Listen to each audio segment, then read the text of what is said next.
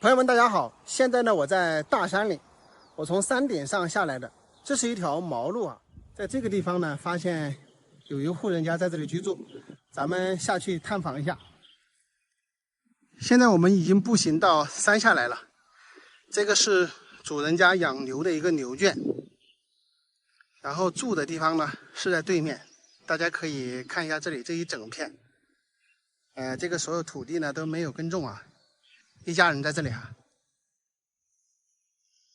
这儿环境不错吧，朋友们？下边还养了好多的鹅，这里养有鸡，养有鹅，又养有牛。这一家真的是在这里创业的。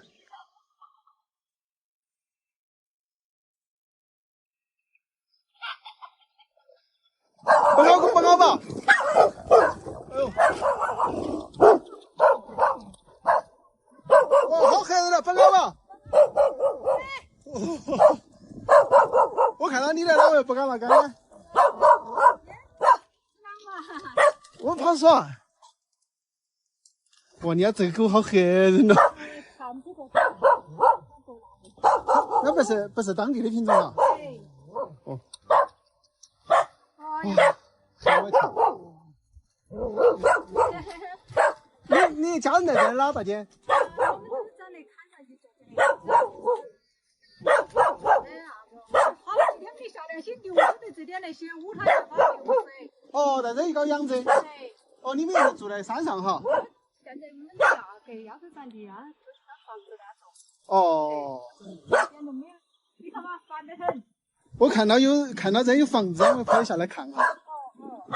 哦，你人也没来这里，牛就跑到这里来了哈。晚上要是调整戏。你们这儿环境倒是好，这个位置养牛是安逸得很。哦，你们家住在山上的哈？哦。我都喜欢到中间娃儿去读书啊，也就是这住在这两年好久没有。哎呦，你好。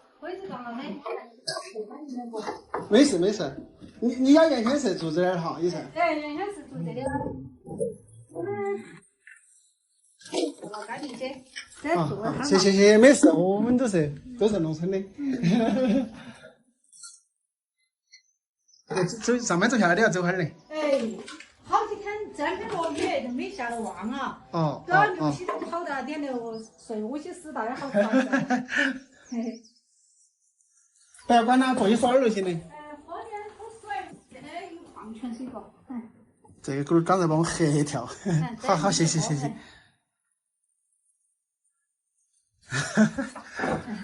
要是这口气凶哈。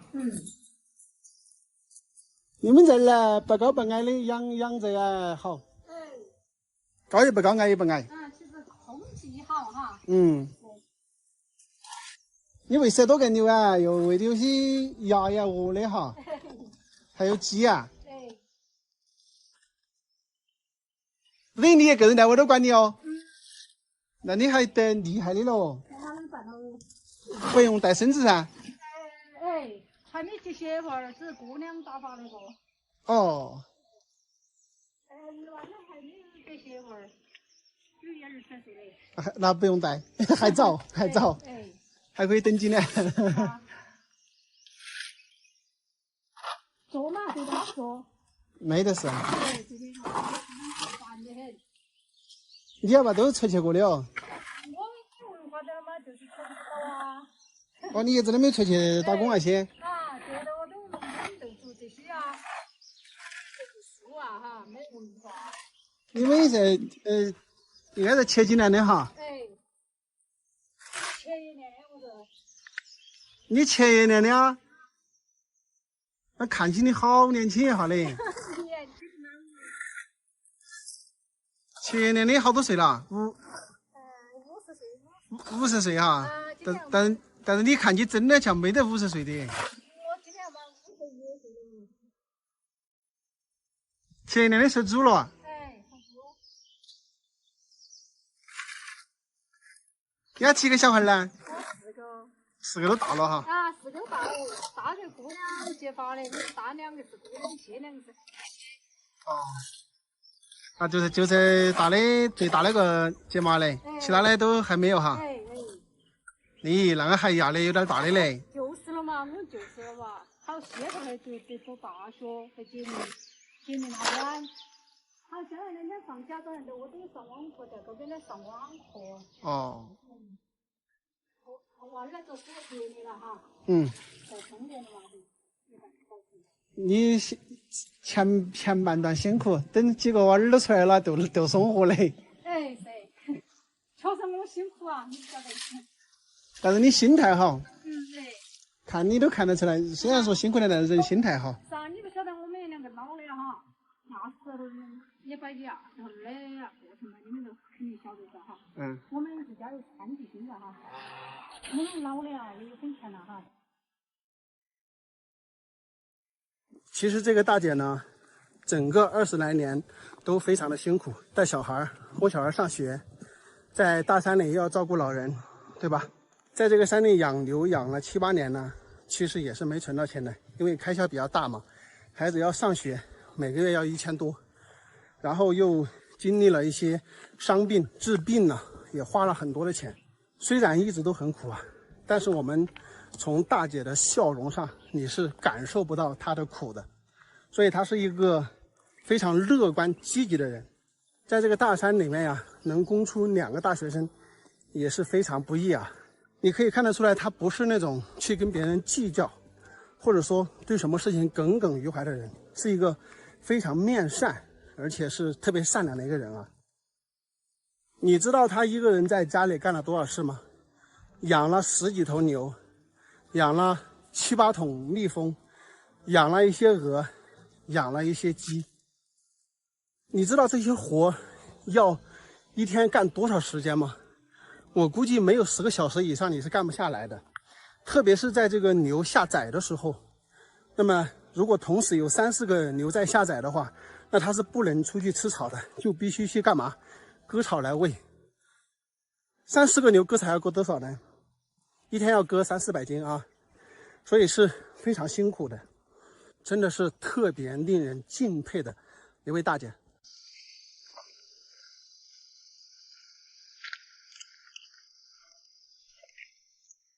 吃饭没得嘛，老娘？吃饭没得？吃饭的事。吃了。下个兄弟那个，飞过去，飞过来，我的。都是我噻。没事，那个强哥来自重庆人哦，这个来我飞过去，飞矮了。哦，那都是飞机。飞机都高。飞机哦。哎，坐了这个。啊？坐，我来，你们来看哈。你们那边去江边已经不远了哈。哎呀，没好远那边下去。这边过去呢？这边过去呢？应该肯了，玉出那些。玉山干长的是吧？现在那些。这走路走就过去。走小路。你们这里整个有好几户人哇？这里还有几户人来这里啊？还有10几户嘞。都还有10几户啊？还不是哪个都有人，多了现在这些做法有点。我说你们2个老娘是哪关系啊？我娘娘们。我都不是娘娘们这些个。娘娘们在这一下子将来合作，一下子那一坐。你好大年纪哦？我要快到70了。啊，他90了？哎，有90了。咦，硬扎得很咯。啊，他在那跟到你一块儿住。哎。你看你还我看你还差不多就是60岁的样子。70几了，他们好多都要看70的网络。都看70来往啊？我觉得60岁左右的，小那些。有都30岁了，有一个在江河，有些在浙江，他老子也在浙江些，姑娘也在浙江，有些福建。对，福建些。都在外面打工。到了排10大练功了，没有回家做活路的，怕做活路工哪个在门前找钱的嘛？不想做活路的。我看你们还有柚子都来整在地上都烂了的，不那个卖了的。那个是他上头的，我们的没记起来，我们的不当记，我们的在那坡坡上。不要！我在贵州我都死得半的，死得薄的个，看我那是不当甜，简直是水分多嘞。是嘞。实在是可以吃。我在吃这半边还没吃完，都快了雪。哦。几多来过，都雪的标很雪烂了。哦，你们这个是种的噻？哎，爱晒地了，哎，碗都湿。可以做些耍的噻，不要干活的噻，都80、90岁了。可以做些耍，哪就得吃哦。哪人得吃？你家姑娘那的哪人得吃？哪里都。他那天还想吃，很想吃这个。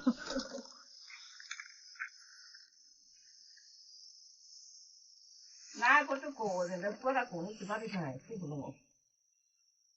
我真的看不出来90岁了，老人家。他还是硬不？还是硬着哈，看着。吃饭也对嘛，洗手嘛说的慢慢做，还是做到些。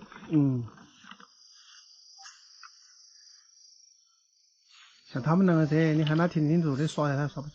耍不住噻。真的。要洗手嘛说溜啊，做得哇。就得你们2个人坐这里的。哎。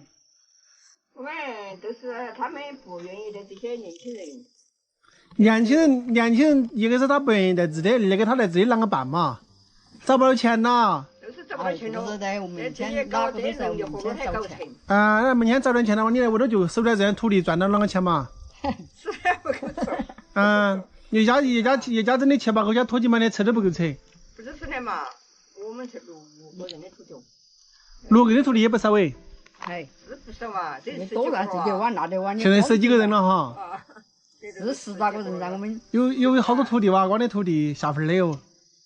土地下过的哇。6个了。6个有好多啊？有20几亩，亩数的是多有20多亩。20多亩哈。20几亩一下了，300块钱，贵庄些收盘下了。山呢？山就是在2、3年干的。就是那个河底啦，你看你江边河底些。我们这团长没得少。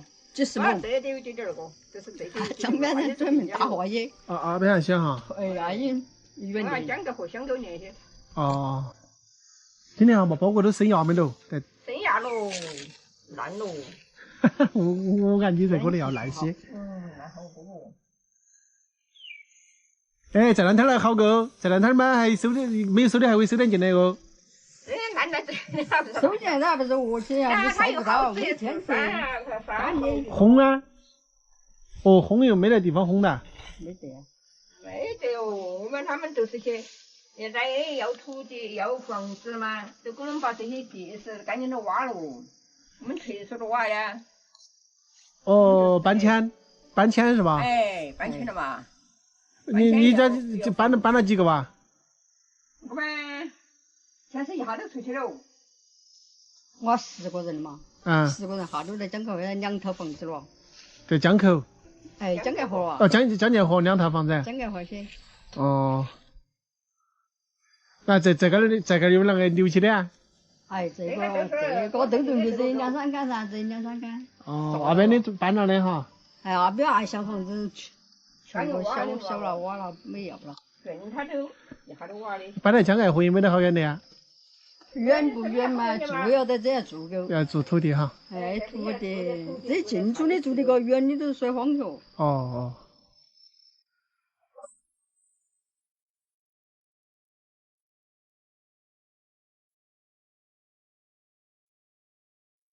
朋友们，大家好！现在我在铜仁松桃孟溪镇的八毛村，在大山上啊，这里有一个差不多快废弃的古村落。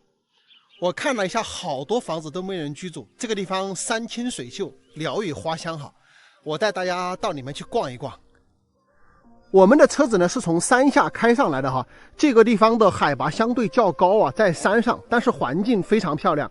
车子开到这里呢，就是尽头路。就到这个村口，然后这里呢就是村庄，好多的木房子。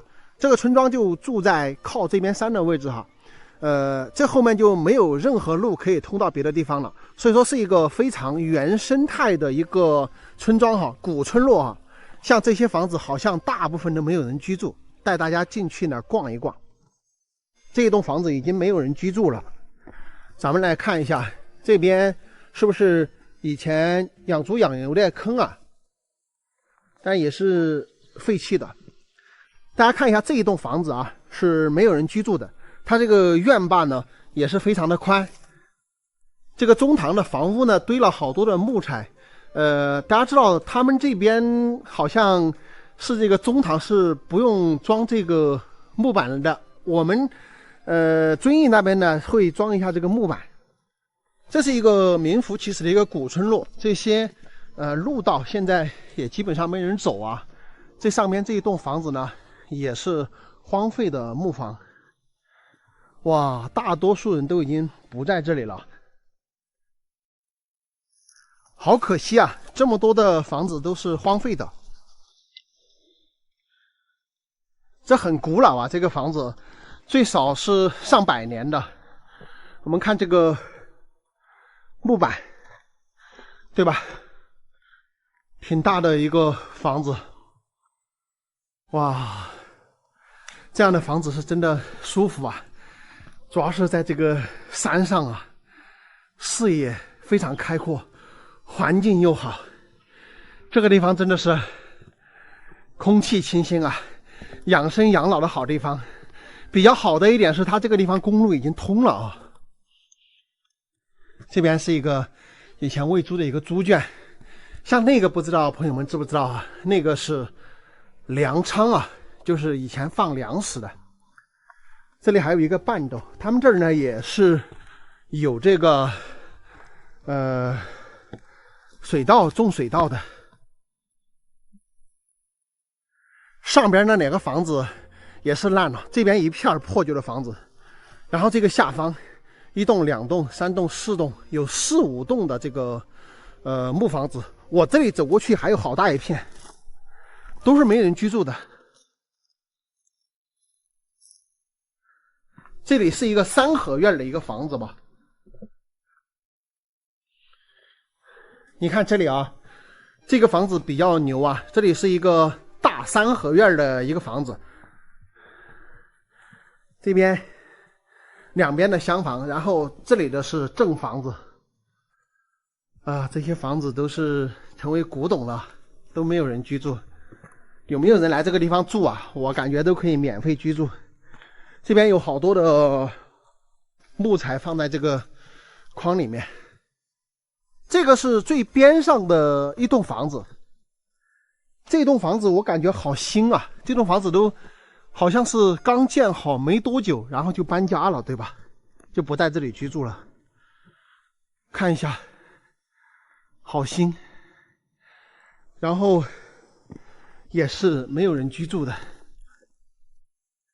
但是这里房屋就比较好，它是建好之后就没怎么住吧。你看他们这边的房子在2层楼上，它都有一个可以睡觉的地方，所以它建的这个是2层的，就上面层可以使用。这个房子也比较大，它是建的几间，3间啊，正3间大的，再加一个偏房。这里呢就是这个村里面哈，这栋房子呢就是这个村里面最靠近山的一栋房子。它在这里可以俯瞰到下面的村庄，然后看到群山环绕。这里面就是大山了，这里进去就大山了，就不能到别的地方去了。所以这个地方你们喜不喜欢呢？走，吃饭没了，老娘？吃了，恁个早啊？早起了，又没做来了。哈，没做那还早。生活啊？嗯。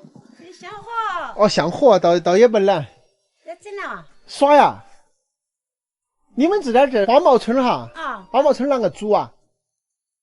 徐家坡。徐家坡哈。嗯。你们这个村还可以哦，环境好哦。可以，就是。哪几栋啊？是那山坡上。山坡上哈。到处都荒了，不得去了。到处都荒嘞。那马路都修通了吧？修通了，他说让我在山坡上没得了，田也搬不出来了。以前都是种田的噻，全部长这么都是田，都是田哈。这屋全部在都是的是。哦，你们这边是少数民族吗？是汉族吗？我们这边是汉族。哦，你们这边是汉族，还比较少一点松桃哈。嗯，他们不是都是少数民族，大多数是哈。真的是嘛。啊，现在的话有几家人在这里啊？30家，这老人家身体不好，但你这都出去没得去生活，或者搬个车在外头走。就是以前是30、40家，现在只有3、4家人。哦，就几个老人家。住不得了。那这些房子全部是空的啊？哦，空了，有些关没了。哇，这个村子啊，现在几乎是没什么人居住了。刚刚那个老人家说了，这里总的以前有30-40户吧，然后现在是只有4-5家的老人在家里，年轻人都是在外面的，全是木房子啊，你看不到任何的砖瓦结构的房子。有很多朋友不是跟我说想找个地方避暑吗？想找个地方清静吗？这里可以啊，你们可以来找这些空置的房子的主人家谈一谈哈。你看我说着说着，我身后这个房子就相当不错啊，一进村的村口就是这个房子，对吧？也是没有人住的。包括刚刚我第一家看到的那个房子也很好，然后那边村尾那里那个房子也很好。就是这里我看了一下，它现在荒废的这个房子应该有10来栋，虽然说有几十户，但是有一些呢它是搬迁的名额，所以房子就拆掉了。我们可以从空中镜头来看呢，这个村庄的资源呢其实挺好的。你看这一片山，他们以前全部是梯田，村里面以前有100多人的话，也是不愁吃不愁穿的，所以资源很好。只是这个城镇化的进程呢，驱使年轻人呢都往外去务工了，所以就废弃了这么一大片的木房，对吧？如果说你喜欢这种大山里面的生活啊，想找一个地方避暑养老的话，这儿其实是一个非常不错的选择，因为它的公路呢也是通到了村口啊，交通也是比较便利的，想要去到镇上去到县里都是很方便的啊。Hello， 大家好，我是阿泰啊。现在呢，我在贵州黔东南建河县的五河村这里。昨天晚上啊，我在建河县住酒店，那个酒店老板跟我说，这个五河村这里呢有一座古墓，就在这个上面这一栋楼房的后边。他说这个古墓呢非常神奇哈，就是传说呢，这个坟墓的主人公叫潘沙虎。他是怎么一个传说呢？就是说以前这个非公的妈妈做饭的时候啊，擦盐是吧，让他去买盐。那么从他们这个地方到镇远县呢有60多公里，那结果呢让他去镇远县买盐呢，来回1个多小时就把盐买回来了，因为周边是没有盐的，所以说呢就称他为非公，就是非人的意思哈，就是他寓意他走路特别的快，像飞一般的这种感觉，所以呢后人就尊称他为非公。所以呢就吸引了很多建河县内的人民，包括外地的一些朋友呢到这个地方来这个求平安求子之类的，每天来的人都是络绎不绝的啊，非常多的人到这里来。大家看看这边五河村的风景非常好，这座桥呢也是去年才刚通的，以前的话如果说要到对面五河村的话都是需要坐船过去的哈，没有公路。那现在这个公路通了之后，大家可以看对面全部都在新建楼房，应该是要做成一个新农村的一个形式哈。然后咱们看一下这个古墓的位置呢，就在上面这一栋楼的这个后边啊。我们现在马上就过去看一下。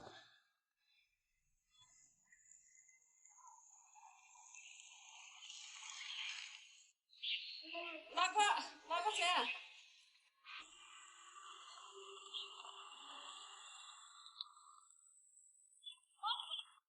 求平安求子了嘛，是吧？没得，就出来就也得。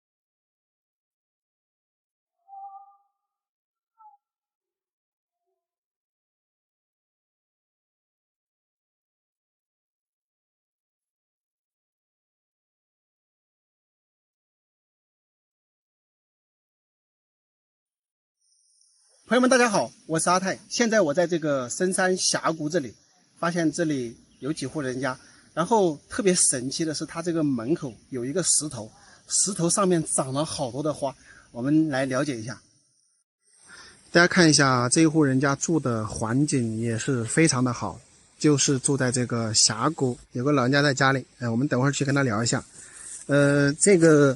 这边有一个巨大的一个石头，这个石头呢就像这个圆锥形状啊，特别神奇。然后正好呢就在这户人家的一个门口。那么这个上面更神奇的事情呢，就是一个石头上居然长出了这么多的石斛，而且现在都已经开花了，非常的漂亮。然后这里好像有一颗这个梭罗还是什么。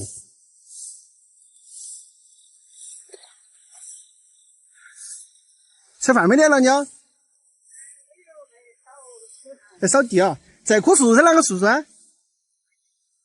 就是梭罗哈。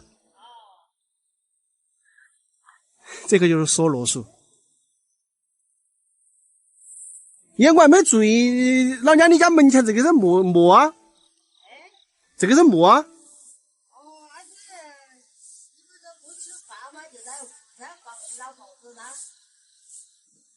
这个是你们的哪个人哇？这个是你们家哪个人呢？没人来的，那跟我住的头的心跳。这个啊？啊，对，你是现在是空的？这儿是空的。哎，跟我整的啊也。哦，就是跟老娘你整的。啊，整的还没人的，哎呦，还没人的。有时候小的子那你白天归天了，就让你住在这儿。啊，叫的嘛，你这个叫拆了噻。把上面的拆了嘛。拆了嘛，就堆泥巴噻。哦。堆泥巴嘛，就堆在顶顶上噻，这些就不用堆噻。哎，都还是整了几年了。也整了好几年了。有4、5年了，都扣我4、5年了。哦。扣我4、5年了，我要帮帮万到万块钱的。差不多万把块钱。就是公务节都去万到万，那这4、5年了嘛。其实这个是好事哎。不，我是想到少给娃儿增加麻烦。你自己想法整的？我只有一个娃儿，有娃儿嘛，我想到整的嘛，以后我们不出去了嘛，他就帮着弄来放走就收噻。哦。你就不用就贴托的啥样，就啥的大坨的都有过，都就是这种坟。往面上堆泥巴。以后就可以长草头。现在你买人的嘛，就要扛到哈儿噻。对，不能放泥巴上去。这会儿你这个就相当于先准备了，再准备钱。我的意思，好多有这种说法，比如说准备棺材呀，比如准备墓地啊，其实准备起人还要长寿，有这个说法没得？是他不说没有道理，实质还是有些说，哎呦，整天就活不好几年生。不是。我还是你把怀了，那我那会儿是，我家是60几哈儿整的。60几整的，我这儿71了，简直。现在我71啊，还是死不到啊。没有阿哥，我跟你讲阿哥在城市里面的人，他们乱讲的。其实我们农村人就在，比如准备棺材也好，准备墓的也好，准备起反而是好事。我还像我木头那些。我整的10多年了。不是10多年了哈。我都还只有嘛可以木头给它锁来走去噻。你应该还没得70了吧？我71啊。71。老子门也子慢慢把手他用。他还在吧？在噻。都在哈。在正当面屋头出去走人和去他出去。你们家应该条件比较好。好个屁！我看老家你都很有气质的，真的。好，你不是带个娃儿啊，2个姑娘。你福气好得很。2个姑娘嘛，等于说，小2个是考究的，2个大就是我大2个，我恼火的，2个是农村的。按照我按老子说在扣的嘛，说你以后给娃儿增加麻烦。那你老伴儿，你是2个人用的吗？1个人用的嘛？一个噻。那你老伴儿呢？他不还没跟他找对。没跟他找谁？那个找烧灰要嘛。他要找烧啊？他是单位上的。你不找？我不是单位干嘛，我爷我就是农村的嘛。哦，一说他过世了要找烧。我爷就是农村的，他是单位烧。我跟他结婚了嘛，我是农村的嘛，娃儿都是跟着我走嘛，娃儿都为了只是我两个，有小的两个是考出去的，大的个没有考进去，考出去嘛，他户口就是居民口嘛，没有考出去嘛，大了姑娘户口我这里。所以说我这些啥子都是跟我大两个的，就不管那些都是大两个的噻。山呐，这些都是他的。大两个考出去，他提下的啊。也是几个都出口，也是就得往举行没有出口的。那头也有一坨也是。哦，等于你大那个姑娘，这边集资面也是只有她没考出去，她嫁到那边的，那边也是只有他们。那边也是只有我女性没考出去。哦，那他也3弟兄嘛，考出个2弟兄啊，姑娘过一口。就是我看阿个没得成，没有提到。那这2个以后还要发财。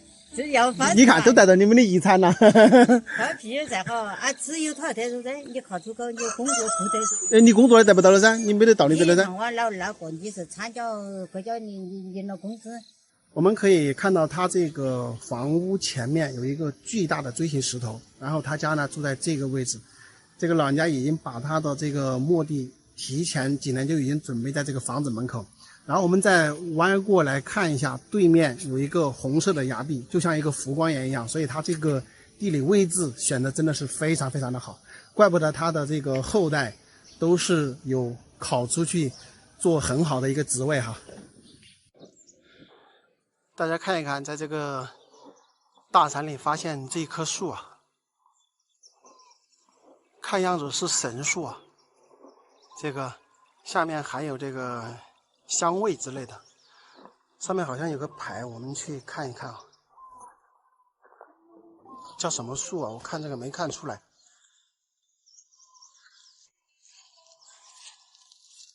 古大珍稀树，白赞，树龄2000年，国家2级保护。你老人家这棵树是哪个树啊？巴赞哈。我看那还有香味的，像神你们这神树哦。它这个树有哪个以前有哪个故事的没得啊？这个神树啊，在人家，他直接现在到湖边个嘞，在茅台到湖边个嘞。茅台到湖边？啊。哪个意思哇？他跟的我哟。跟了。哦。传弄茅台到湖边了。啊。哪个讲的哇？从这里传弄茅台啊？传弄至底下哟。啊？传弄至底下哟。哎，老大娘，你看这古咋不懂嘞？你老大娘，你看的？啊。传这个，传那个鸭子爬不着。鸭子都不敢爬。哎。没有哪敢动的。咋不敢动啊？有人动过找过的，是不是？看看你就不理。哦。碰到把鸭子碰了，他个录下不能把给你。他还敢落下来，你好吧，你都不能乱动哦。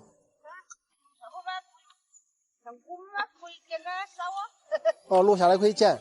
如果它上面的鸭子你不能动。不敢碰它的。哦。我看上面标的是2000年的啊。好吧，不止哦。这那个又真的太神了嘞。是呀。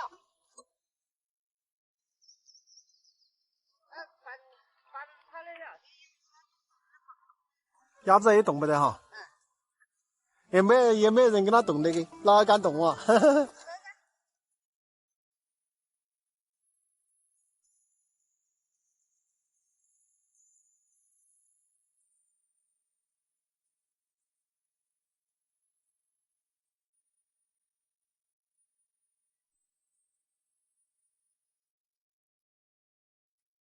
这个森林里面有个小村庄，有好几户人家，就住在这个大山的峡谷里面。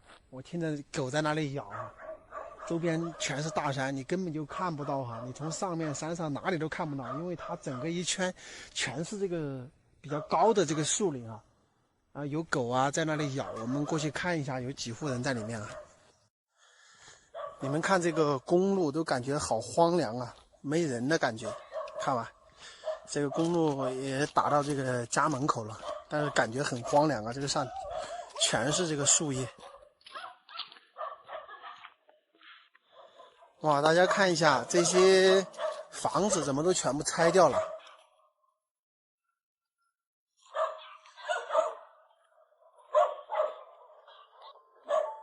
这里真的是就住在这个深山这个峡谷里面，那里还有那么多的鸡。这里是应该是搬迁了吧？大家看一看，这里房子全部拆了。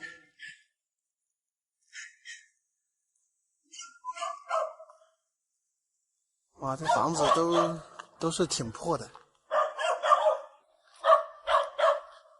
有人在吗？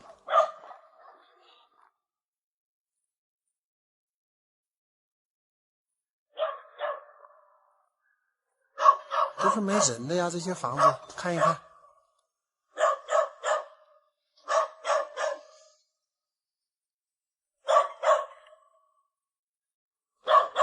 那这谁家还养了这么多鸡啊？到处都有鸡的。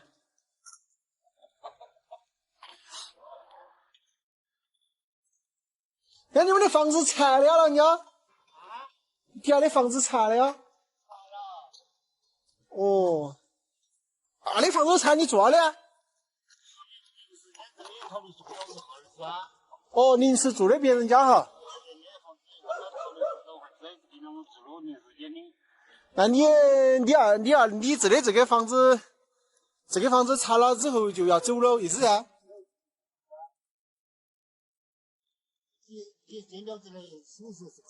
然后来看哈儿。那你们好久搬走啊？我们的话啊。搬走的话，我这还有那个猪药，我还有点粮食，那你房子拆，粮食过哪去了？粮食嘛，还没盘子可以来了。放这个上面这家的哈。盘子来嘛，还有求几百斤包啊，把粮，把猪那少。就等于今年这上面过年。过年就是这个冬月。这个冬月份哈。那你这鸡喂这鸡啷个整呢？鸡个后头要烧点吃，要卖给你。你们也搬走这里就直接没人的了。大家看一下，这个村庄呢，马上就会变成无人村。之前我到这里来，这里2位老人，他们的房子在这里，我这一次过来已经拆掉了。现在呢，他们就是暂时借住在上面那一家。他们这里有好几户啊，那一家人呢，就是他是在外面买房子了，也不会回来住了。然后他们就是住在这里，住在上面一点，就2位老人家住在上面的。他把这里的善后工作一做完，那些鸡啊、鸭呀、什么猪啊，全部处理完。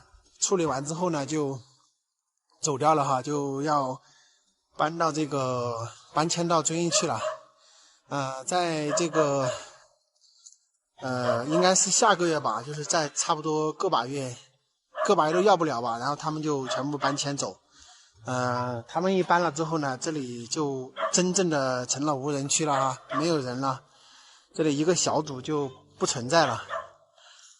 这些土呢也全部就荒掉了哈。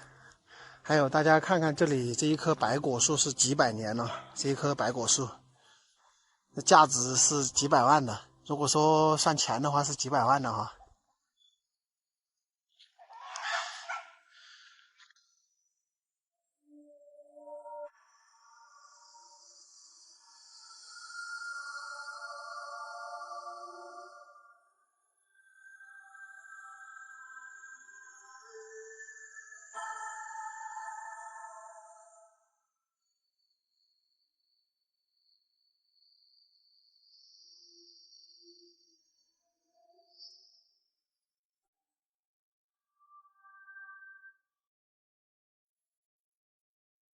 朋友们，大家好！阿泰今天呢是来到了云南昭通的正雄县。很多朋友吐槽我，你转来转去就在贵州，今天终于转出贵州了啊，到了云南。那么这一次呢是要带你们来看一看一个巨大的天坑。这个位置呢是在正雄县的武德镇。这个巨型天坑下面呢有一个洞穴，洞穴里面呢，据网上的资料说住有8户人家。30多口人。那么以往呢，阿泰也带大家看了这个悬崖村庄，包括这个洞穴人家也不少。但是这个地方呢，它是集巨型天坑、洞穴人家为一体，应该是非常有看点的。走，大家跟着我的镜头一起去探寻一下。这一条小道呢，是唯一下到天坑的通道，而且是开凿在这个绝壁之上的。这个地方呢，我们看到有水管，在这个岩层之中呢，好像有这个溶洞水，应该是天坑里面的洞穴人家呢从这里引水下去饮用的。哇哇哇！大家看看啊，这个位置呢，我们就已经看到洞穴人家了。那么我们是要从这边的这个悬崖角，然后呢，顺着这个他们修的这个栈道下去，然后从这个地方转一个大圈呢，从这边转过来，然后再到他们这里哈。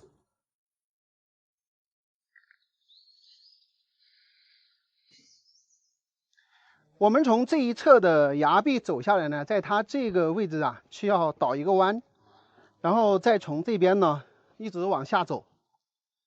那么我们看到这个边上呢都有做围栏哈，如果在以前的话，这个地方可能是没有这个围栏的，那么就更加的险峻一点。但是现在呢，就相对安全的多。现在来这里玩的人还是比较多的，因为是夏季嘛，那么断断续续的都会有人进入到里面去参观。我们现在差不多已经到达这个天坑的底部了。大家看这个上边的悬崖峭壁，看起来还是挺险峻的。整个四周呢都是这样的崖壁，全部包裹哈，没有任何一个地方你是可以攀爬的上去的。假如没有这条路的话，这个地方呢两边都做有门，据说呢是他们这个天坑里面的孩子啊在这里上学，当然现在是不在这里上了。这里呢是利用了这个岩层的一个盖板，两边呢把这个墙给竖了起来。那么这里呢还做了一个窗户，你看透过这个窗户呢，就正好看到对面他们的这个洞穴里边，那些都是房子。他们洞穴里面呢，以前是住了8户人家，为了让小孩子呢少走一点路，因为不要说去上面的学校，就是走出这个天坑呢，都要走30-40分钟。那么就在这个地方呢，做了一个简易的教室。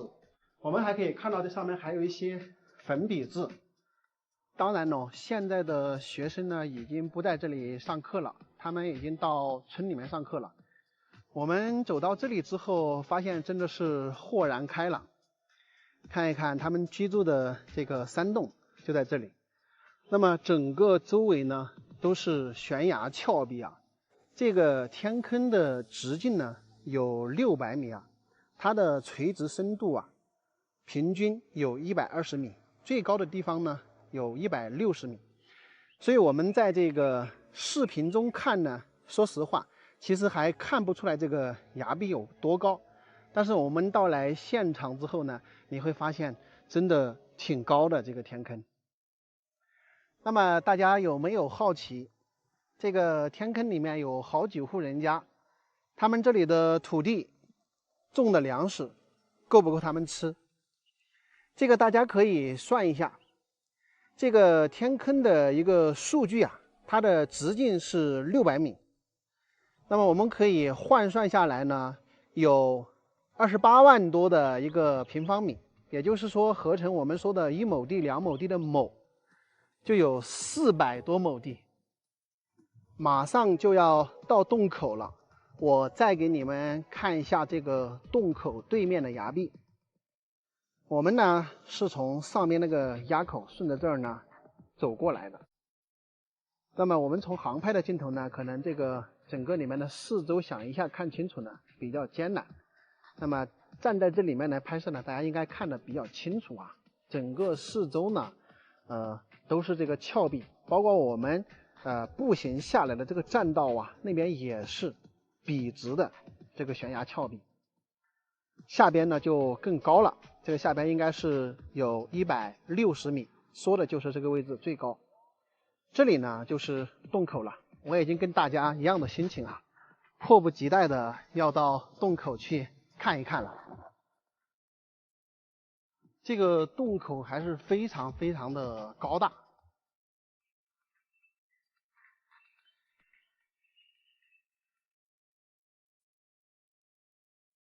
看一下，非常的高。我们映入眼帘的呢是这一栋的石头房子，它在这个洞口的下沿位置。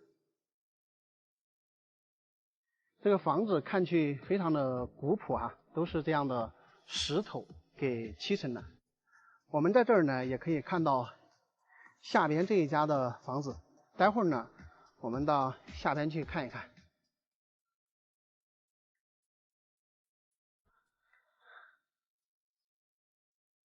你们看看它这个一排房子过去呢，正好建在这个正洞口的一个下沿。现在来这里玩的人还是非常非常多的。你看这里来的人都是从上面下来到这里玩的。那么这些呢是他们晒的衣服。这里呢有一个房子，这个下边这里还有一排，就是我们在对面看过来的，这里有一排房子。我们从上面下来走到这里啊，差不多走了1-2个小时，主要是在路上拍一拍看一看。那么现在肚子有点饿了，我们到这儿之后呢，叫主人家是小两夫妻，他们给我们炒点饭，我们先吃点饭。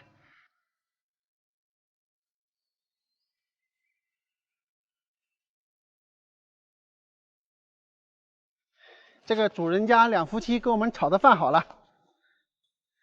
来，吃一点饭，可以。好的。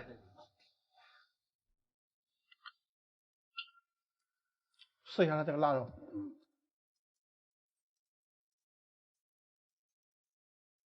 这人吃了饭，这个猪也要吃是吧？走，我给你这个喂猪，在哪里喂猪啊？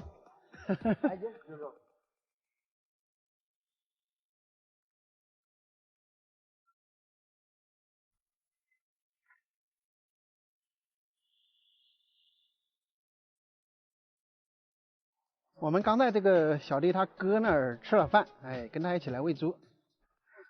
他们的这个猪是喂在这个下边这个猪圈里面的。大家看看这里的环境啊，真的是世外桃源，非常的漂亮。下边这儿是一个猪圈喂猪，上边呢就是住人，那边也是下边一户也住了7-8个人。然后这边好像是牛圈吧，因为我们刚才从上面下来的时候，它这个地方有养了可能10-20头牛，就是几家人养的。你们这儿有没有几家人呢，小弟？4家人。哦，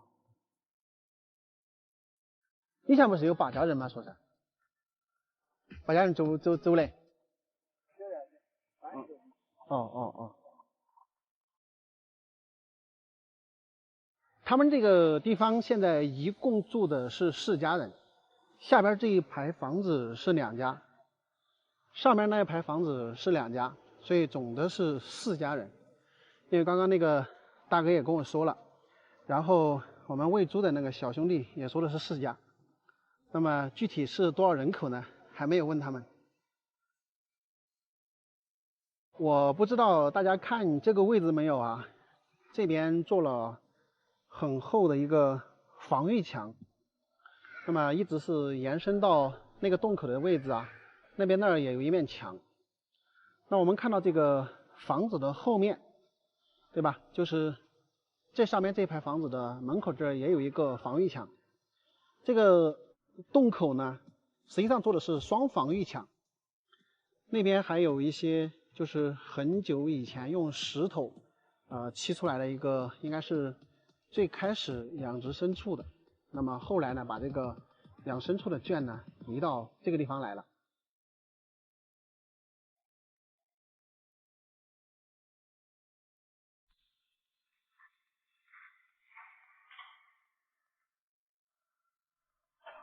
你老婆是哪里的？红河是哪里？云南红河。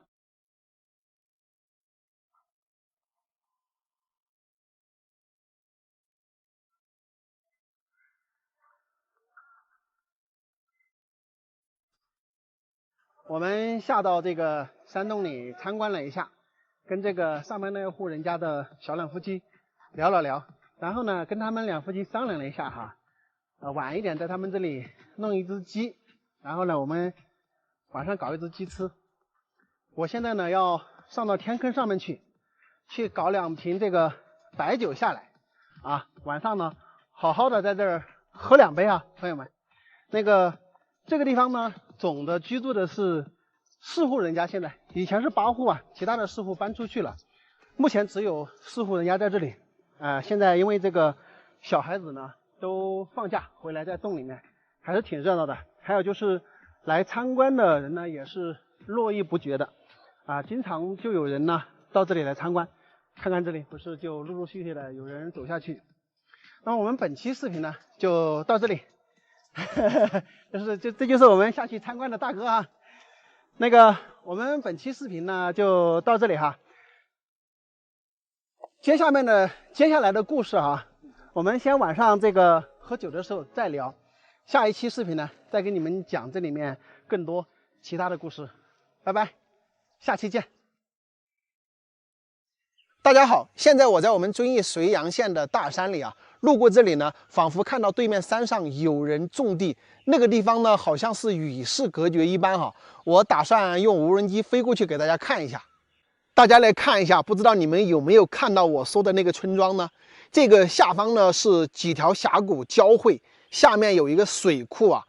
那么顺着我手指的方向去，在这个大山的山腰的位置，看到吗？那个地方有人种了一片地，看着好像种的是玉米，不知道大家眼神好不好啊？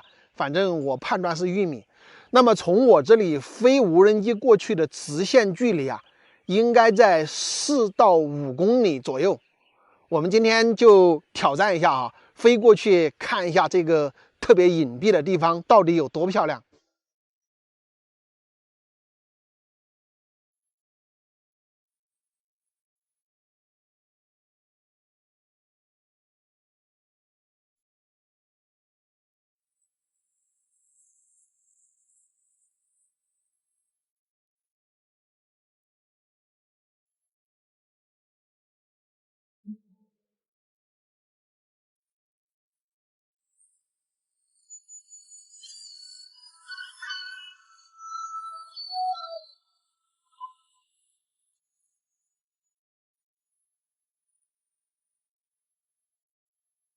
哇，我们无人机是费了9牛2虎之力才飞到这个地方。大家来看一下，这里是住在山腰的一个村庄，好像还有好几户人家居住在这里，边上都种了好多的玉米。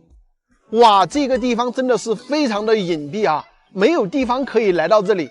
大家看一下啊，后面都是连绵的高山，前方呢又有一些峡谷，又有一些崖壁，最下方呢是一个大型水库。真的，咱们从这个无人机的视角没有看到他们能够出去的一个路线啊，估计呢是森林太茂密了，他们的出山路呢可能是经过这个树林中的一些小道，所以我们在这个大视角上呢基本上看不到周边可以出去的一个路线。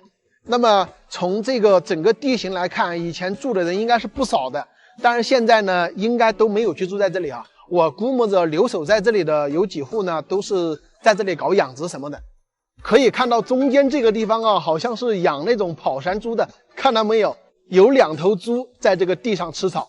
我们把镜头拉进来一看，哇，大的这一头可能有400-500斤哦，非常的大，像牛一样。我们再往边上这几户人家来看一下哈，看到没有？这个山上全部是牛，目测可能有10多头，20头牛。那么这里呢，应该是有几户人留守在这里，然后在这里搞一些养殖。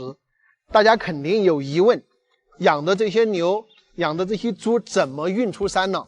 有可能是走山后面，也有可能是走山前面。但是不管它走哪里呢，我觉得最少都要走1到2个小时的路程才能出得去啊。我们来看一下这个下方水库这里呢，还有一条野生的瀑布啊，非常的美。这些地方呢，可能都是无人踏足的，只有咱们无人机呢可以来欣赏一下这个美景。因为整个周围全部是森林密布啊，在这个山中搞一些养殖，无忧无虑。我们可以看到种了非常多的一些玉米，他们这些玉米种来呢，也就是主要做养殖用的，也不可能说背出山去卖啊。可以想象哈，他们这里搞的这些养殖呢，完全就是靠山吃山啊，根本不会从外面运任何的粮食或者说草料进入到这里面来，因为你的运输成本呢也是非常高的，根本不可能去运什么粮食进来，所以种这些玉米的主要目的呢，就是为了搞养殖用的啊。我整个四周观察了一下，根本就没有看到进入这里的小道，即使有的话，它最少也要走1-2个小时。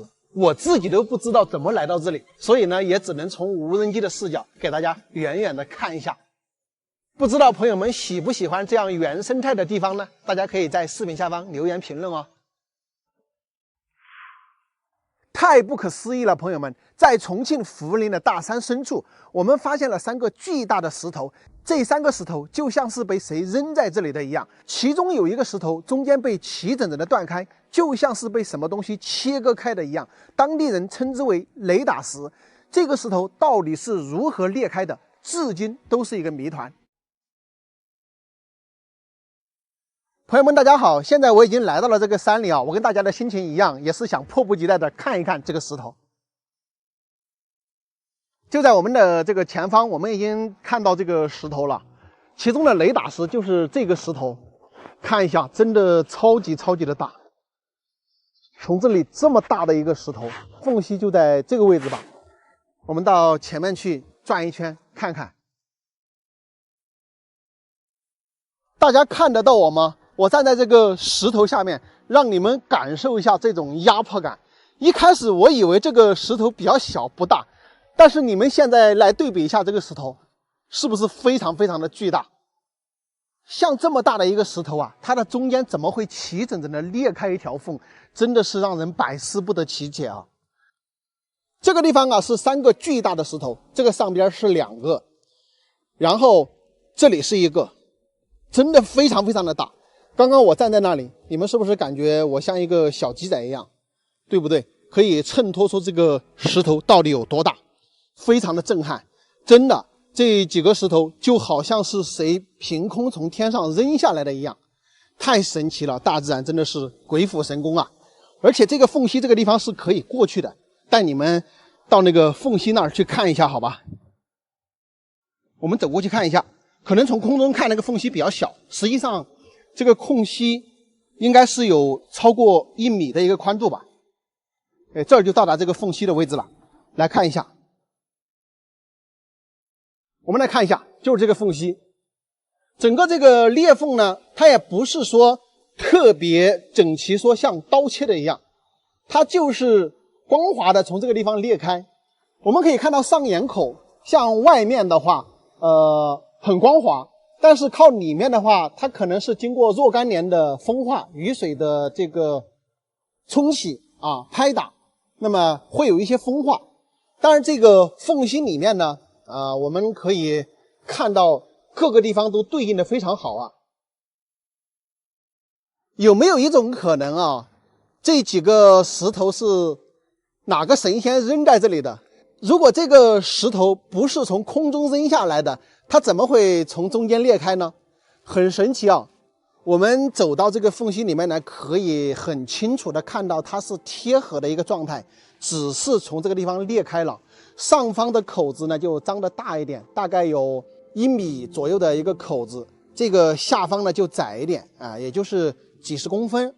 那么从这个下面的这个印记，我们可以看到，它就是一整个石头。你看这些，包括每一个地方的凹凸的地方，它都是能够对应得上的，可以确定它就是一块石头从中间断开的。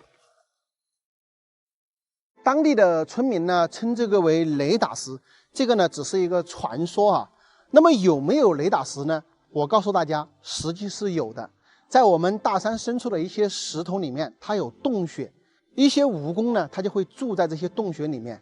蜈蚣它是会接电的，每当电闪雷鸣的时候啊，它有可能接到闪电，这个时候呢，它就会被雷劈，就会出现什么雷打石。但是当遇到这种情况的时候呢，石头会被劈得七零八落，就不会说像这里这样整整齐齐的断开了。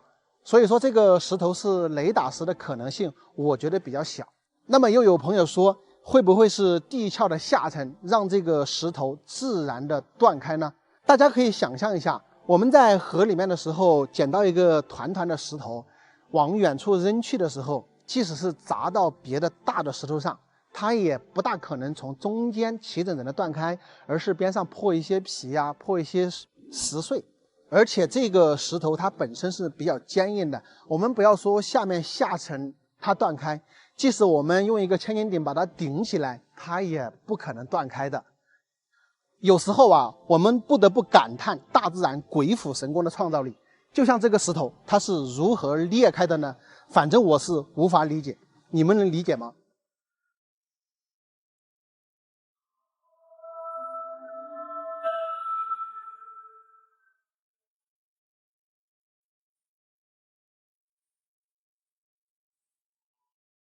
大家好，昨天我从遵义700公里的赶程啊，昨天晚上是住在无锡县城的，今天一早呢就赶过来这个山里啊，马上就下去李大娘他们家。我本来说呀买点东西找人背下去一下，结果这里都没有人，他们也没有背篓，没有办法，我只能弄这个棍子挑着。这一挑真的50-60斤，朋友们，我这个下去再上来，我也是够的了。而且这个路特别滑，它都有好多树叶，一不小心就要滑，我都不知道我能不能挑到。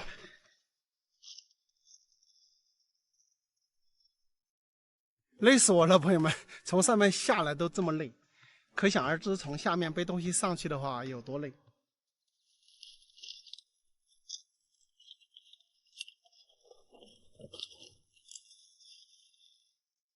我都佩服我自己啊，竟然把这50-60斤的东西挑都给它挑下来了。这个地方下去最难走，太陡了。哎呀，下来这里就到了。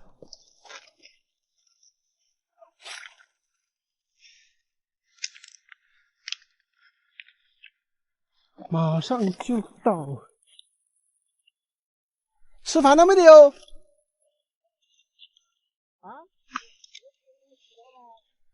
上次来过的，那个大娘是的，是吧？记得我吧？记得我的哈？哦。我本来说上面找个人帮我挑起下来，我找不到人。我都没得办法。我这是挑坏。重我50-60斤，我可能。我这是就是这个事情恼火啊！你不是？我就晓得你们肯定都挑起恼火得很。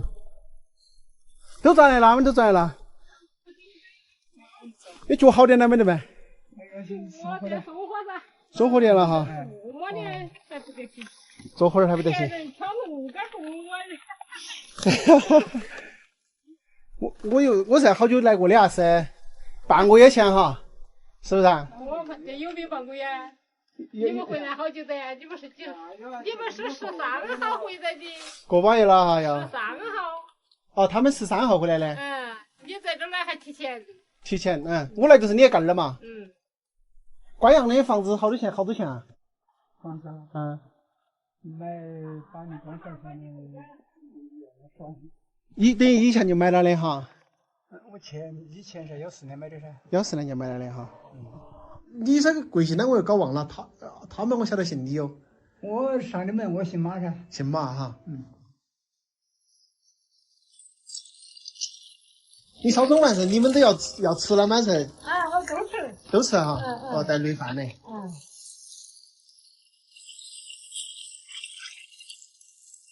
直接的鸡下来蛋呢？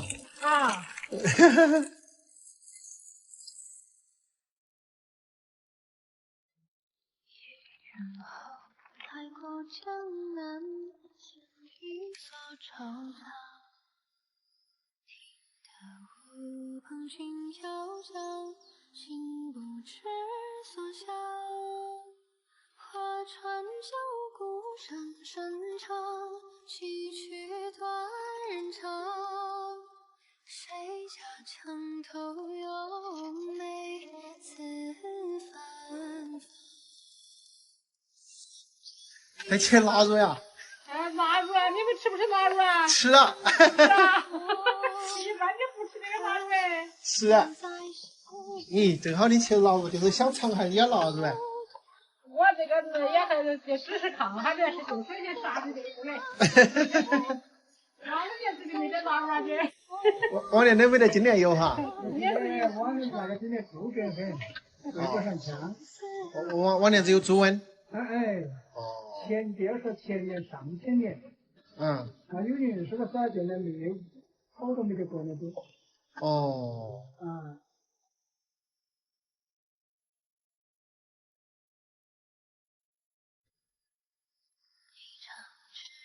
三回头望，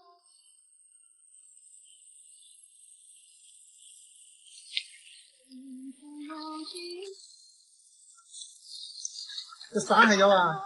有啊，专门给我腌的炒肉吃噻。你们吃不吃洋烟？吃啊。是啊。我就是给你。这洋芋粉饭好吃啊。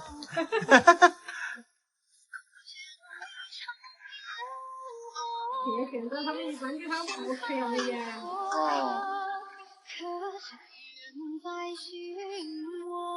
从此苦度过，浪花一掉落，怎堪再斟酌？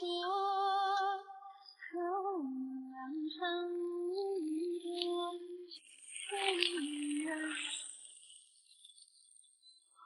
一场烟火，你残盛开阔，可惜人在心窝，从此苦过。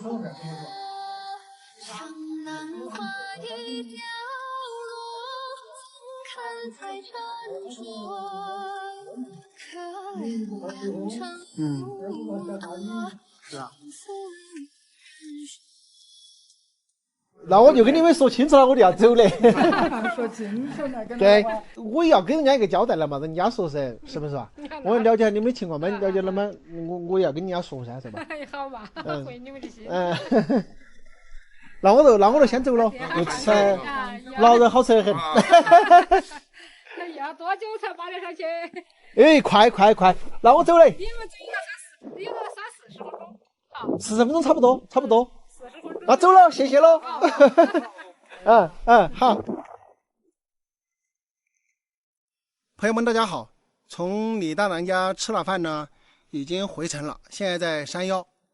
有很多朋友肯定好奇啊，我托你带钱给李大娘他们，你怎么没有拍出来呀？是这样的，这一次来呢，他们一家3个人都在，我了解的情况呢就更加的详细一点。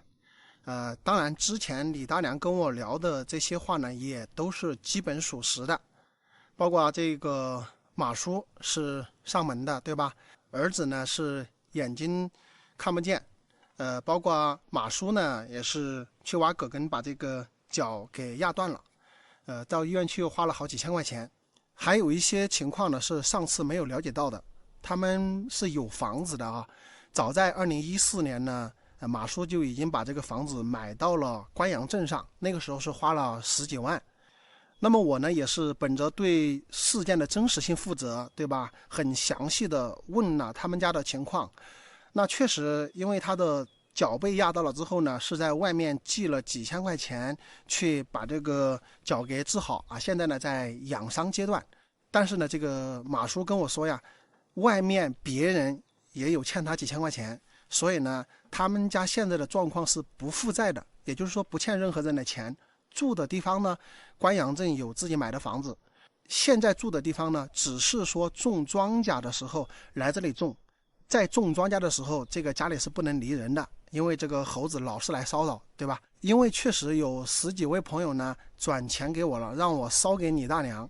那么我这里呢也把名单贴出来，大家看一下，总的呢是4900块钱。我本来想啊，虽然他们不负债，但一家3个人呢，目前来说，确实就李大娘得力一点，对吧？我想着还是把网友的心意转给他们，但是马叔呢是婉言拒绝的，那么我就没有过于的强求。那么大家转给我的钱呢，我会原封不动的原路转给大家哈。买的这些东西呢，就是我自己掏钱买来下去看望李大娘的。整个事情呢，到这里就告一段落，好吧，朋友们。大家好，现在呢我在贵州铜仁的沿河县，今天呢要带大家到这个重庆酉阳的深山去探访几户与世隔绝的人家，但是那个地方呢要坐公交船才能到达。走，现在我们就去赶公交船。这里呢就是沿河县的东风码头啊，我们待会儿呢就这里坐公交船呢，就到我们想去的地方。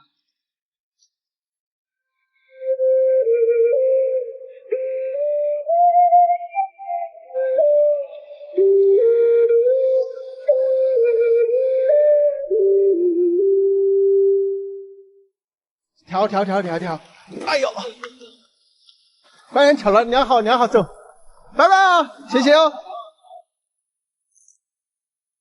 这个地方下船好麻烦的，在这个咔里面，他们这个船已经就往下游开去了，我们现在就在这里下的船，然后从这里继续上山哦，走这样的小道哈，我们就上崖壁去探访那几户人家。这个地方很漂亮啊，来看一下，我们坐的船已经开到那里去了。现在要从这个竹林里面先爬上崖壁去。这个是爬得上去也得爬，哎，爬不上去也得爬。这怎么像十面埋伏一样的？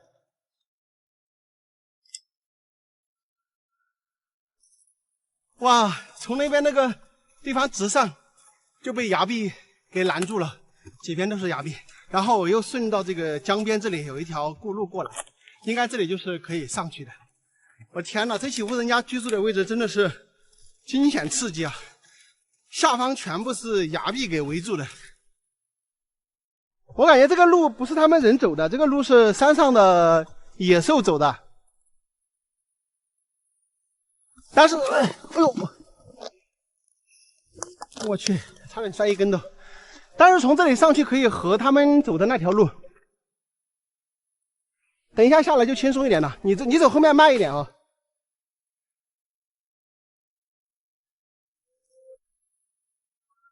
我们现在也不能往回走了，肯定要走那边那条路啊。那边有一条，慢一点。这主要是有时间限制，没时间限制的话都无所谓哈。这感觉爬来爬去也好像没啥路啊。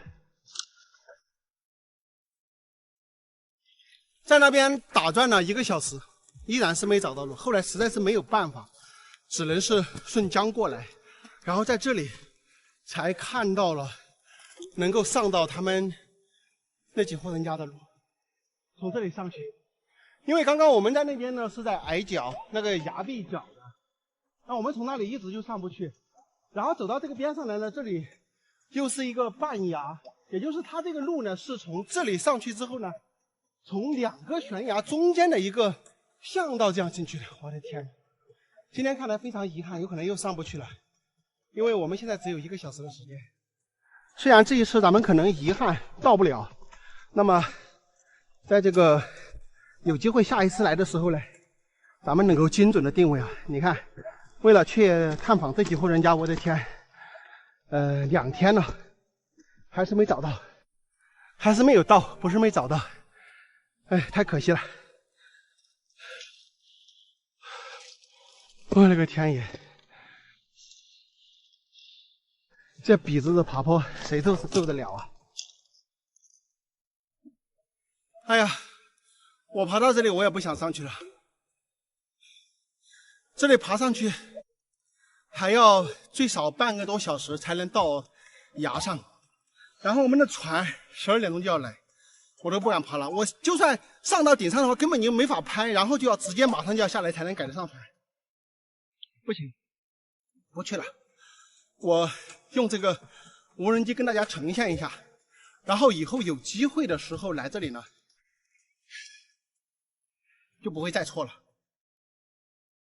大家可以从我们这个航拍的镜头来看一下，我们今天下船的位置呢又在这里。那么我们在这个崖壁上啊、崖壁下呀这些林子里面穿了半天，穿到崖壁角依然上不去。然后我们又顺着这个崖壁呢到这边现在所在的这个位置。那么大家可以看到这个位置呢就已经是有一个路引往上走了，所以我们今天又错过了。走到这里呢，我们才发现了上去的唯一通道，但是这个时候呢，我们时间已经浪费差不多了，已经没有办法再上去下来了，所以只能在这里跟大家解释一下。大家可以看一下这个小道，我们从这边爬上去之后呢，就会到达一个悬崖的中间，在这个位置呢再穿插过去，然后呢到达这个山梁上，对吧？然后呢就有路可以上到上面几户人家了。但是今天我们的时间已经不够了，如果要第二天的话，我们上去可能也没地方住，所以说只能遗憾的跟大家说，今天没有办法实地去看一看，可能是这个缘分未到，对吧？有机会的时候呢，咱们下次再来这里探访一下。他们的后山呢是这种起伏的高山崖壁，是没有办法穿过去的。那么下方呢，整个一圈都是悬崖峭壁。如果说他们要出山呢，只能是什么呢？从这个崖壁这条小道下到江边呢，然后坐船呢才能出山。我们可以看到这个上边呢，总的是4个房子，也就是4户人家。但是这4户人家呢，应该是都在家里面。看到没有？这一片的这个土地呢，全部都在耕种，而且人家已经把土地翻犁出来了。这边呢，正在用耕牛呢进行第2次的翻土，马上就要种庄稼了。哇，住在这个地方真的是这种与世隔绝的这种感觉啊，没有外面的那种各种各样的纷争，在这个地方呢，就是悠闲自得的生活。我不知道有多少人羡慕这样的生活。大家也知道我这个人是不吃劳苦的，走个3、4个小时我都愿意去，但是今天确实是因为这个船的时间限制，没有办法在这里过多的停留，也没有时间再上崖去。好了，朋友们，今天呢略显遗憾的这一期视频呢就到这里了。咱们这个等缘分到了之后再到这里来探访，下期再见，拜拜。大家好，我是阿泰啊。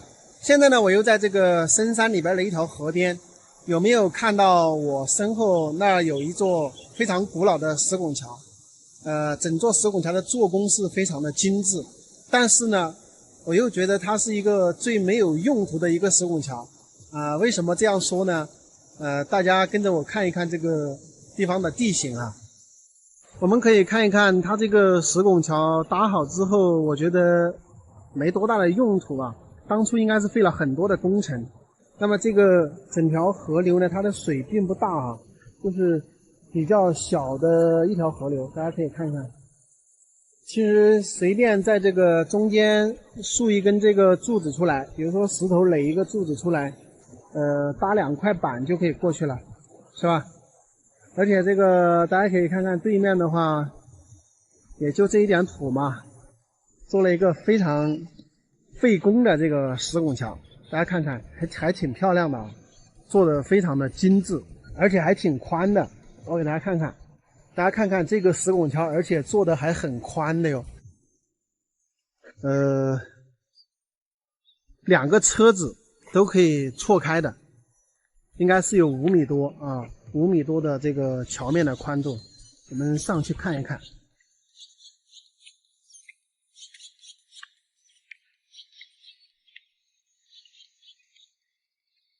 看这上面就是一块大平吧，这种石头都是这么宽一块一块的。大家可以看看整个桥做的非常的精致，包括中间的这个接缝的地方，上面其实就搭了2块板，看起来还蛮险的哈。你走在上面还是有点害怕的。那么整个桥做好之后，基本上是没有怎么变形，特别漂亮。然后特别这一石头啊，搞得非常精致啊，是吧？一块一块这样是拱上去的。这个接缝的位置也是有这种灰浆的啊，但是这个不是水泥，类似于用什么糯米啊之类的来做的这个接缝吧。特别佩服以前的这个石匠。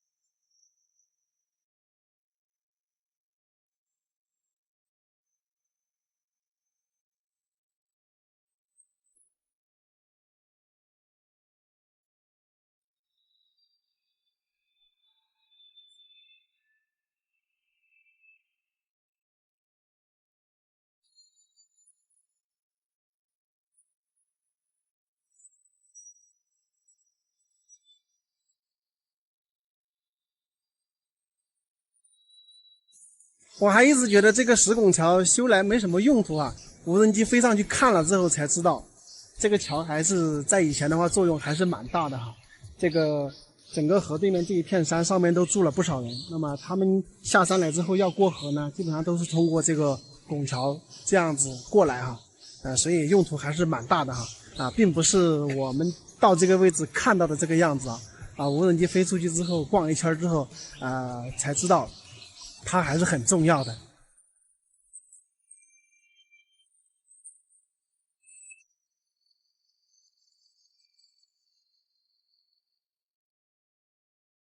今天竟然有家门来了啊！我今天家门到，好像贴上老奶牛。哎呦，在贵州笃山县的大山深处，我们发现了一个原生态的布依族村庄。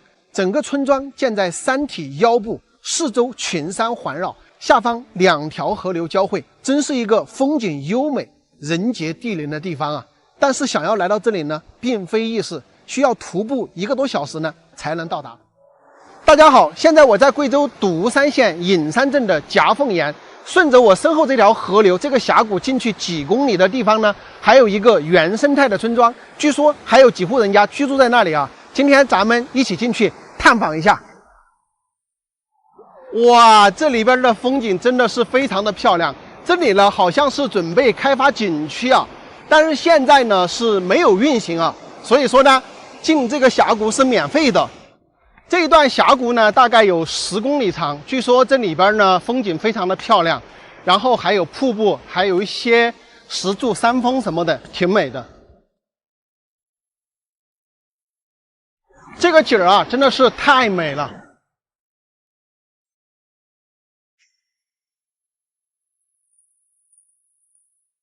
哎呀，走了个把小时了，挺累的，坐这儿歇一下。他们山上这个村庄啊，虽然说不通公路，但是他们几公里的徒步道呢是硬化到家的，所以说出门呢也比较方便。年轻人呢甚至可以从这条路来回的骑摩托车。这里边的植被啊非常的丰富，这些沙树呢也特别的粗壮，看看都这么粗。像这种沙树的话，拿来住木房子的中柱的话都已经大了啊，要不了这么大。现在我们已经到这个村里了，他们这里种了好多的茶树。哎，这2天我们贵州安龙的金字塔特别火，你们看看对面那个山是不是也有金字塔的感觉？那个石头一圈圈的围着往上垒的。这家是进村的第1户人家，他们这边呢还密密麻麻的好多户人家嘞。下边应该是牛栏猪圈啊，然后上边呢是住人的。这里风景真的是太好了，大家看看，整个这几户人家就是群山环绕的同时呢，然后视野又非常的开阔，就是隐匿在这个大山中的一片世外桃源啊，真的非常的漂亮。你看这里几排房子，然后呢门前还有水田，这里呢刚撒下去的这个秧苗哈。哎，叔你在做啥？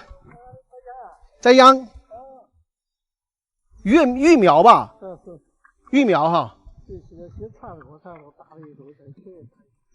啊，先放在这里面，等它大了之后再切摘。你们这里是有多少户人呢？总共18户。啊，对。是什么族呀？是同一个姓吗？同一个姓，姓刘。姓刘。对，这里17、18户全部是姓刘的。对。哦，我们来看看，这个书跟我们说，这里是布依族的村寨，他们的建筑全部是2层半的，这房子建得挺漂亮啊。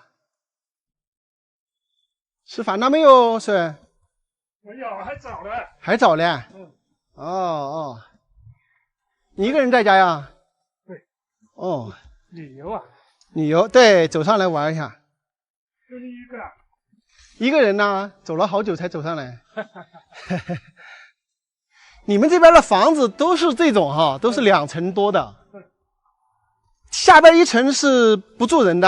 下面不住，人住在中间。人住在中间。上面是只有2层。你们这个寨子有多少年历史了？我这100多年了吧。100多年了。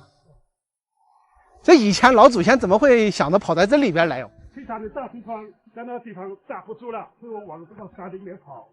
现在呢，这个年轻人呢都不在家喽。不在家，年轻人最年轻的就是他。最年轻的就是他。你在家干嘛？采茶。家家户户种茶吗？你们这边？好，茶叶是主业，这边就叫毛尖是吧？哦，每家的土地多不多？这个坐一下再走吧。好，好，坐一下。你这房间里面大哟。停电了？对。你们这里还好，有10几家人嘛，人还挺热闹的耶。 60了吧，他们搞工作了，小孩出去读书了。现在只有北户只有1个，是2个人守家了。总的就20来个。哎，总是20个，一共了60多个。去年的时候，我在江苏啊。去年你也在江苏？对，就是我妈妈就是90多岁了，也回来找看她了。91去采茶去了。就是他从小就在这里吗？从小在这里呢。那个时候应该没有这么多家人。2户。 那你们这里一半都是他的下边吧？应该。嗯，对。我就说，就是2户人，然后就发展成17、18户。主要地方也多，这里边这些所有地方应该都是你们的哈。整个都沙县，沙林最可的就是我们这个城，这个都是我小组。我们坐在这里，说我们在做小台湾。你们这儿确实不错呀。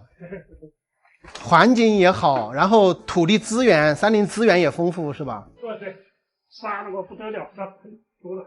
因为你们是10姊妹，哎，对，7兄弟，哎，3姐妹，哎，对，哇，那不得了啊！你想，他们等于2个老人那时候要养10个孩子啊？哎，对，10个人现在都还在吗？全部在。哇，你们这个家庭发迹的不得了啊！ 那个奶奶在哪儿采茶呀？我想去看看。我带你去看看吧。去看看那个奶奶。说你的话，以前也是在外面打工哈。我也去了9年。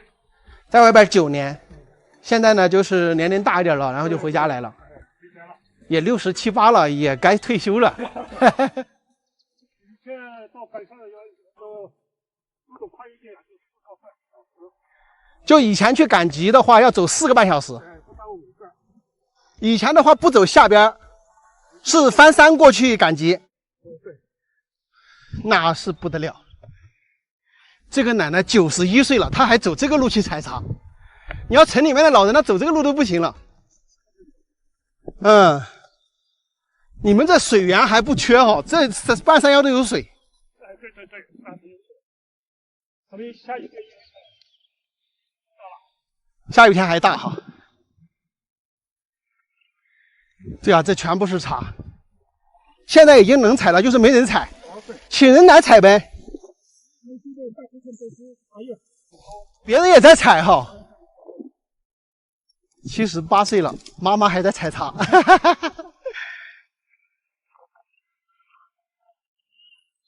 奶奶你好哦。这个奶奶91岁了，你还听得到我说话呀？这么远都，那你耳朵很好哦。咦，看你还精神的很呢。你每天都在这里采茶吗？每天来采茶。我听这个书说，你那时候带他们10个小孩啊。10个嘞。对呀，10个，那么厉害呢。好苦哦！那时候确实是苦，但是现在就好了呀。现在好不他们老了嘛？我看你还不老呢。这老了，说实话不行了。解放来我得15岁，解放来的那天，我打花鼓、扭秧歌。打花鼓、扭秧歌。哦。那你也会跳舞喽？会呀。会呀。奶奶那时候的经历也挺，你是年轻的时候就在这里哈？就是这个地方。那个时候只有2户人家吗？那时候就2户人家，我的婆在平塘那地方。你的婆家在平塘？你来到这里水怎么得起啊，叔叔啊，对不起呀。哎，你说哪个？我有水的。你们这里称呼是称呼叔叔吗？你们来我们就喊你们做叔叔。就是一个打招呼，一句打招呼的意思。那称呼老人也这么称呼吗？老太。叫老太。老太太。老太太。你哪里来啊，叔叔？我是从这个遵义来的。革命老区啊。我也在遵义做过几年啊，现在这个打工这个临时生。我在去年是在家。哦。在那地方建房子建不破，那地方好。哪个家来挖我们那个大厕所，前顶矮后顶坡。前顶崖后顶坡。这地方好哎，真的好哎。我们做了庄稼，猴子都到处去。那些崖壁上有猴子吗？有。平时能不能看到？看得到，它不走。那幸好你们种的是茶叶，要是种玉米的话，我估计他就要来搞了。来，是吧？你在这里要干多久啊？要干到黑。干到天黑啊？哎，你不累啊？干到天黑，干这么多时间？不累。不累。奶奶姓啥呀？我姓周。你跟我一个姓啊？你都姓周啊？我也姓周啊，跟你一个周。好啊，叔叔。好。他是我亲爱的。是亲人呐。家门呐。家门，对，家门。好得很哦。那这个地方的周家没得好两家。哦。我有时候我慢慢的想呀，我们这个周家为什么少成了哦？不少呢，百家姓里面排前几呢。好的呢。你来收茶叶是吧？每天都要拉出去啊，放在家里就不行。我腰带。最小的。他多大啊？你的41个岁。40多岁了。他50岁才生你吗？40多岁。差不多50岁了。我也赶你陪在家。哦，他是跟你住的。哦。马上来嘛啊！好。拿去卖钱。好，你先拿去卖。你一天可以采好多茶叶哦？一天采得2斤3斤左右。2斤3斤，这个卖多少钱一斤啊？香烟的很哦。香烟的很。今年这个起初刚才卖60卖到44、30，刚才到你看10几块喽。哎呦，叔叔你在遵义那地方来了？遵义，对。今天。哎呦，切不腻，挖不腻哟，不腻鸡蛋滚楼梯哟。自己的家门道。今天竟然有家门来了啊！不腻今天家门道，好像贴上老来你哟。哎呦！你是不是嘛？那你到闯我这个家门了。我们这个周家又没得周家，都啥有家。周家人多，只是你不晓得。我不晓得啊，我们那边上千个人的寨子都好多。我想我家，我们周家又少，周恩来住，我们周家都有伟人哈。大伟人在这个周恩来嘛那。对。里面只是在想到这个周家人少。咦，人多得很。你没有到人多的地方。那你现在还去那个平塘那边吗？去啊，我的外家在平塘啊。也经常去啊。你10几岁嫁过来的？那个还没嫁，老人带来这个地方。我2时关是我没到2时关就死了。有点冷啊，你要加衣服吗？不要感冒了。刮风了有点冷，奶奶把衣服穿上。你身体还好得很呢。身体好着去，就今天我打楼，打个楼，把我腰杆最少是腰杆上3刀嘞。哦，你走路要注意啊，90岁了呀。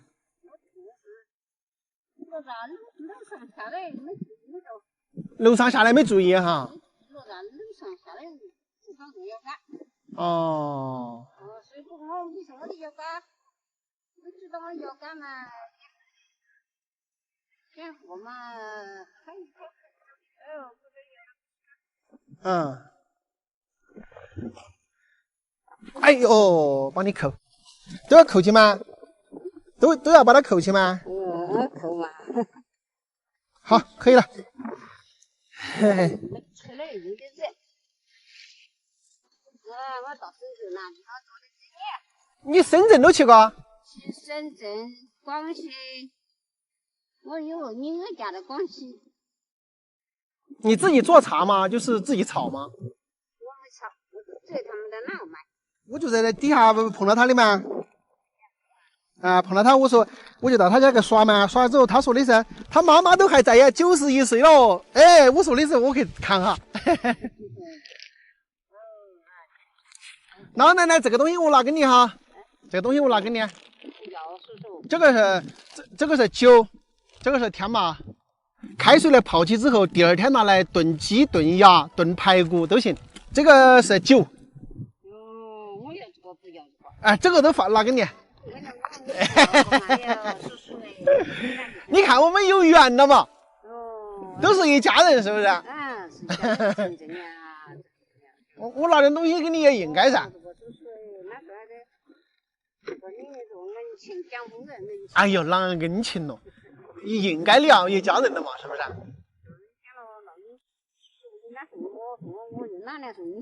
哎，你不用送我，那我先走了，奶奶，我先下去了。好，我先跟他。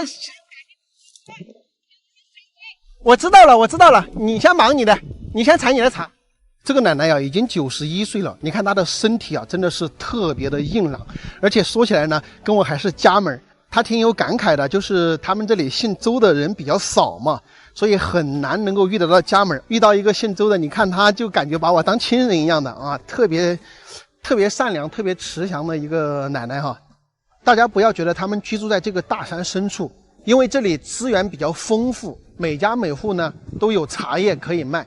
你像奶奶90岁了，在这里采茶叶，她一天还能挣100来块钱呢。再加上他们的山林土地也是非常多，所以说即使不离开这个地方呢，也能够做到生活富足。整个村寨建房子的位置大概900多米，是人类居住的黄金海拔呀。所以你们看，奶奶已经91岁高龄了，整个人的精神状态根本就不像90多岁的人。这个村寨呢，全部居住的都是布依族，而且这里有一半的人呢都是91岁奶奶的后人。我听说过以前的老人呢，孩子都比较多，每家可能10个甚至10几个的，但是呢，所有人都能长大成人的这种概率是比较低的，真的是超级佩服这个奶奶。现在我已经下到河边了，朋友们，这个地方真的是太原生态了，不光是山上的布依族村寨有看点，这一条峡谷一路上来都是美景如画啊。